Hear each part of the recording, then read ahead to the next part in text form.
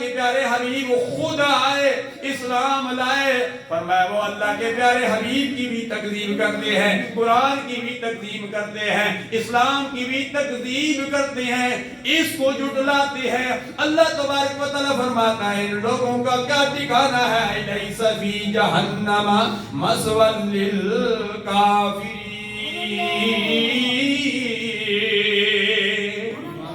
یہ وہ لوگ ہیں جن کا ٹھکانہ جہنم ہے، فرمایا ان کا ٹھکانہ جہنم ہے، انہوں نے اپنا ٹھکانہ جہنم بنا لیا ہے۔ یا الہ العالمین سورہ زمر میں تو ہی فرماتا ہے جہنم کے ٹھکانے والے ہیں، جہنم میں جانے والے ہیں۔ فرمایا یا الہ العالمین جنتی کون سے لوگ ہیں؟ اللہ تبارک و تعالیٰ سورہ زمر میں 31ویں آیت کے بعد 32ویں آیت میں اللہ تبارک و تعالیٰ خود شناس لوگوں کا ذکر یوں فرماتا ہے۔ اللہ فرماتا ہے والذی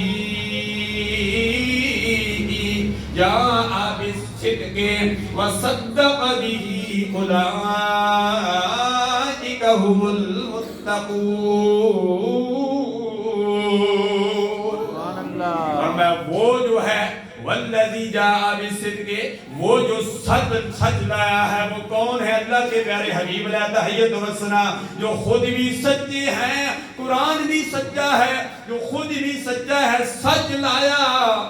اللہ تبارک و تعالیٰ فرماتا ہے سچ لانے والا کون ہے؟ اللہ فرماتا ہے میرا پیارا حبیب ہے، جو سچ لانے والا ہے وہ خود بھی سچا ہے، جو چیز لائی ہے قرآن مجید وہ بھی سچی ہے۔ فرمایا والذی جاء بالصدق، وہ لوگ جنہوں نے سچ کی تصدیق کر دی، والذی جاء بالصدق، جنہوں نے اس پر سٹیمپ لگا دی، تصدیق کر دی، وہ ایک نہیں ہے بہت سارے۔ والذی جاء بالصدق، اللہ تبارک و تعالیٰ فرمایا اس نے فرمایا جو جنہوں نے سچ کی تصدیق کر دی بہت سارے ہیں، فرمایا ایک نہیں ہے بہت سارے ہیں۔ اللہ فرماتا ہے اولئک هم المتقون۔